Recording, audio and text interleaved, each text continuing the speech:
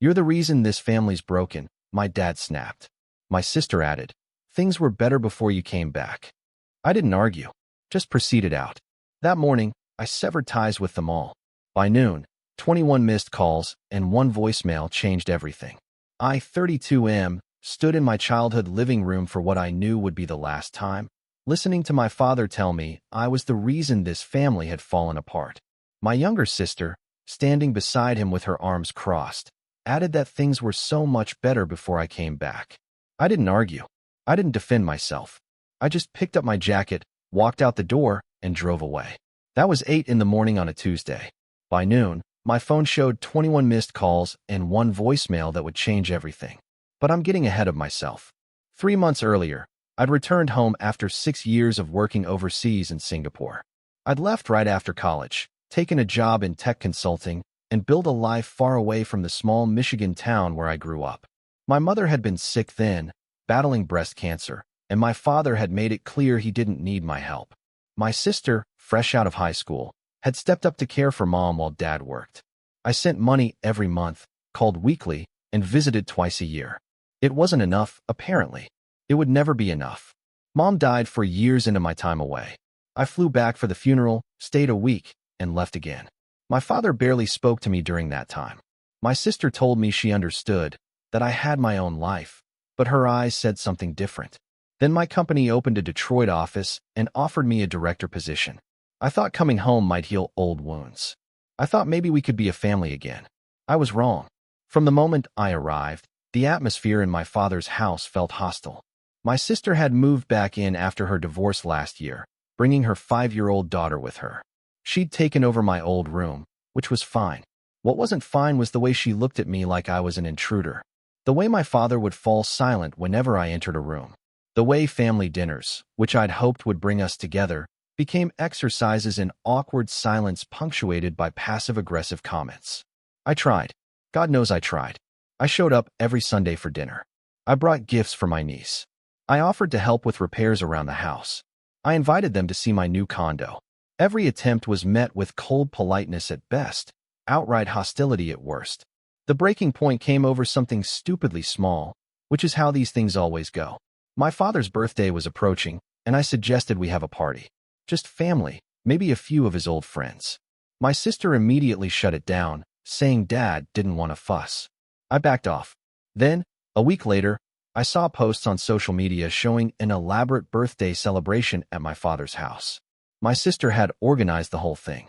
I hadn't been invited.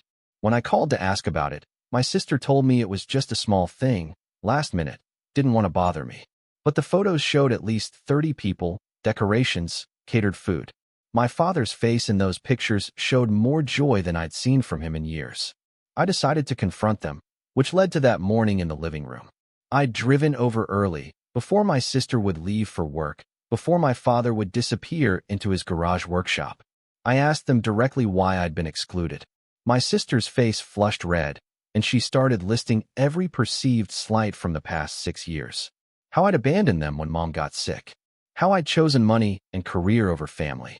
How I'd left her to handle everything alone. My father stood there nodding along, his jaw set in that stubborn way I remembered from childhood. I tried to explain that I'd sent money, that I'd offered to come back, that they'd told me to stay away. My father cut me off and told me the money meant nothing, that I should have been there, that my physical presence was what mattered, and I'd failed them when they needed me most. My sister added that my return now felt like I was trying to ease my guilt, that I was disrupting the life they'd built without me. Then came those final words. My father's accusation that I was breaking this family apart. My sister's declaration that they were better off before I returned. Something inside me just stopped. Not broke. Stopped. Like a machine powering down. I realized I'd been fighting for a relationship they didn't want. I'd been trying to fix something they preferred to keep broken, at least when it came to me. So I left. I drove back to my condo, blocked both their numbers, and drafted emails to my lawyer and my HR department. If they didn't want me here, I wouldn't stay. My company had offices in Austin and Seattle.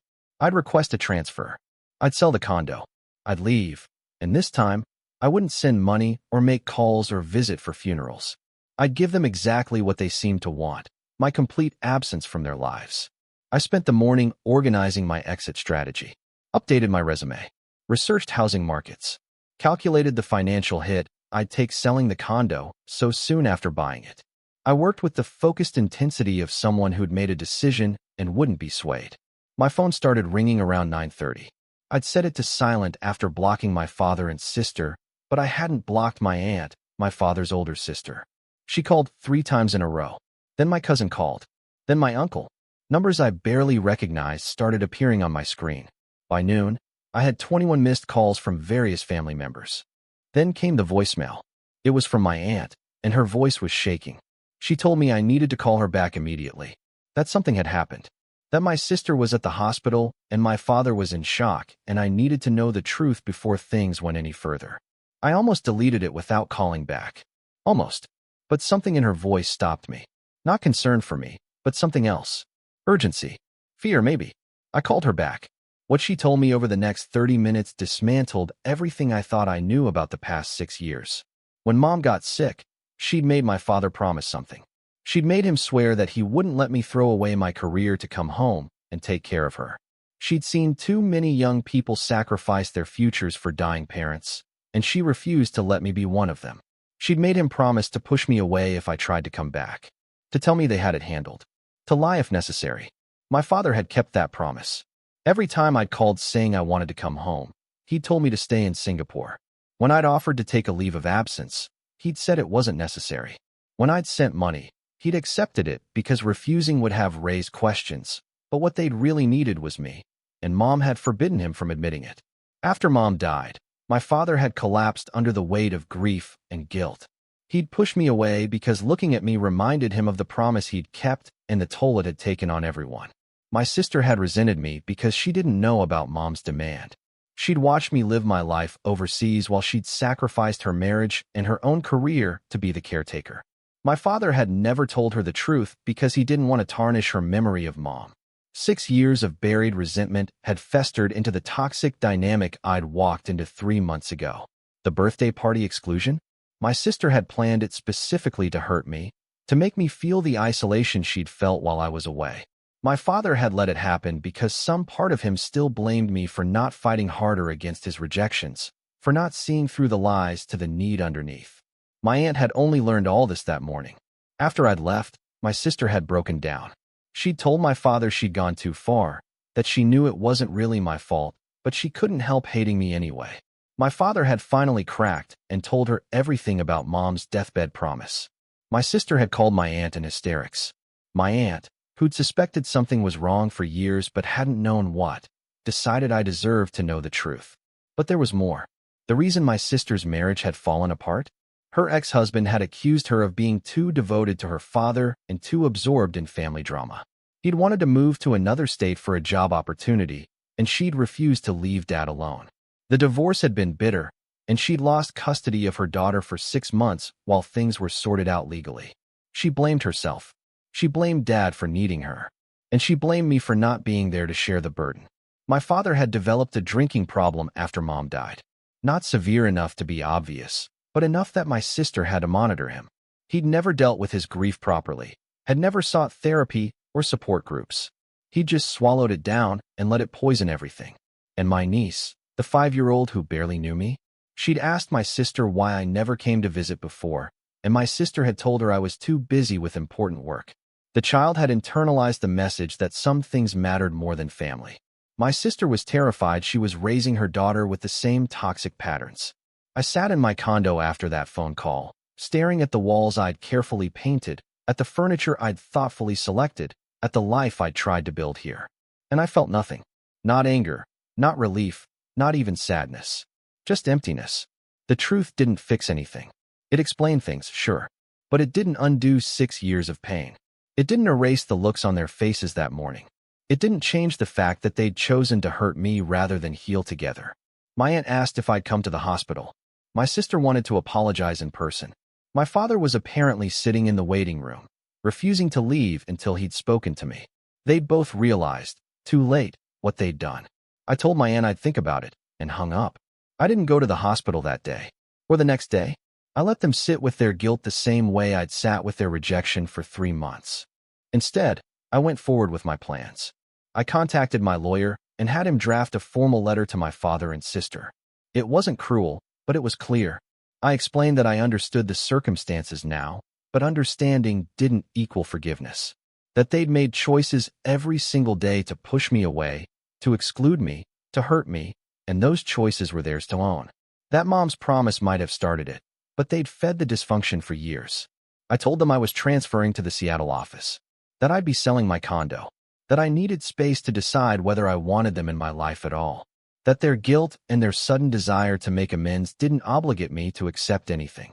And then I outlined exactly what would happen with the money I'd sent over the years. I'd been contributing to a fund I thought was for general family expenses. Turned out my father had been putting it all in a savings account, untouched, because using it felt like admitting he needed me. There was over $200,000 sitting there. I instructed my lawyer to set up a trust for my niece's education, controlled by an independent trustee. They wouldn't be able to touch it, but it would be there for her when she needed it. The rest, I was donating to cancer research charities in Mom's name. My father could keep his pride. My sister could keep her resentment. I was done funding the dysfunction. The letters were delivered 3 days after that morning confrontation. My phone exploded with calls and messages. My father called from a number I hadn't blocked, his voice breaking as he tried to apologize. My sister sent a dozen text messages explaining, justifying, begging. My aunt tried to mediate.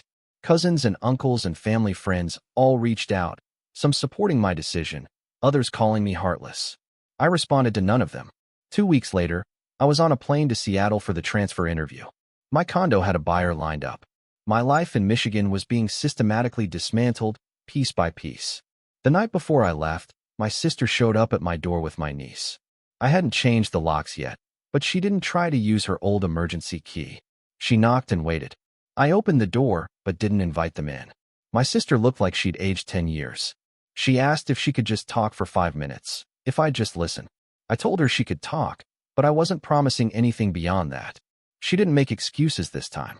She just apologized. She said she knew sorry wasn't enough, that she'd been cruel, that she'd let her pain turn into poison. She said she didn't expect forgiveness, but she wanted me to know she understood what she'd done. And she wanted her daughter to meet her uncle properly, not the stranger she'd made me into. My niece looked up at me with my mother's eyes and asked if I was leaving because of her. Kids have a way of cutting right to the worst fears, don't they? I knelt down and told her no, that I was leaving for work, but it wasn't because of her. That she hadn't done anything wrong. That sometimes adults made things complicated and messy, but none of it was her fault. She asked if I'd come back to visit sometime. I looked at my sister and told her I honestly didn't know. That I needed time. That maybe someday we could find a way forward, but it wouldn't be by pretending the past didn't happen. It wouldn't be by accepting breadcrumb apologies and expecting everything to go back to normal. My sister nodded. She understood, she said. She'd wait, however long it took. They left, and I finished packing. Seattle was a fresh start. New office, new apartment, new routines. I threw myself into work, took up hiking, started seeing a therapist to unpack 6 years of family trauma. Months passed. I didn't reach out to my father or sister. They sent occasional messages through my aunt, nothing demanding, just updates. Dad had started going to therapy. My sister had enrolled in counseling too. My niece was doing well in school. They were working on themselves, separately and together. 8 months after I'd left Michigan, my father had a heart attack. Not fatal, but serious. My aunt called to tell me, not to demand I come back, but because she thought I should know. She told me he'd asked her not to tell me, that he didn't want to manipulate me with a health crisis, but she felt I deserved to make my own choice about whether to be there. I flew back, not because I'd forgiven them, not because everything was fixed, but because I realized that my mother's deathbed promise, as misguided as it might have been, came from love. She'd wanted me to have a life beyond obligation and sacrifice, and maybe honoring that meant not letting past pain dictate all my choices. I visited my father in the hospital. We talked, really talked, for the first time in years. He didn't make excuses or try to justify what had happened. He just told me he was sorry, that he'd failed me, that he understood if I couldn't move past it. He said he'd wasted years he could have spent knowing me because he couldn't face his own guilt. I told him I wasn't sure what our relationship would look like going forward, but I was willing to try to build something new. Not pick up where we left off, but start over with honesty this time. He cried. My father, who I'd never seen shed a tear even at Mom's funeral, broke down and cried. My sister and I met for coffee while I was in town. It was awkward and painful and necessary. We established boundaries. We acknowledged hurt. We agreed that rebuilding trust would take years, not months. But we both wanted to try. I met with my niece several times during that visit. Took her to the zoo, to the children's museum, places where we could just be together without the weight of adult complications. She was smart and funny and deserved better than the mess we'd all created around her. When I flew back to Seattle, I didn't feel closure exactly, but I felt possibility. A year after I'd walked out of that living room, I returned to Michigan for my niece's 7th birthday party. My father was there, healthier, more present. My sister had started dating someone new, someone who supported her setting boundaries with family. We were careful with each other, conscious of old wounds, but we were trying. I'd never moved back to Michigan. Seattle was home now, but I visited every few months. Called weekly, showed up for the important things. My relationship with my father and sister would never be what it might have been if Mom hadn't made that promise, if they'd been honest, if I'd pushed harder. But it was something real and earned rather than assumed. The revenge I'd thought I wanted, the cold satisfaction of cutting them off permanently, had felt powerful in the moment. But the real victory was refusing to let their dysfunction define me. Was building a life that worked for me while staying open to the possibility of connection on my own terms. People on this subreddit love to say cut them off, go no contact, they don't deserve you. Sometimes that's true. Sometimes that's necessary. But sometimes the harder thing, the braver thing, is to hold people accountable while still leaving room for change. I don't know if we'll ever be a normal family. The scars are deep, and some things can't be fully healed. But we're honest now. We're trying. And maybe that's enough. My mother's promise had been meant to protect me, and in a twisted way, it had. I'd built a career and a life I loved. I'd learned to stand up for myself and not accept less than I deserved. I'd learned that family isn't just about blood or obligation, but about mutual respect and effort. The 21 missed calls that changed everything didn't fix everything. Truth rarely does. But they opened a door I'd thought was permanently closed. And sometimes, that's all you need to start finding your way forward. If you like this story, please like this video and subscribe us for more such real-life-based stories. Thanks in advance.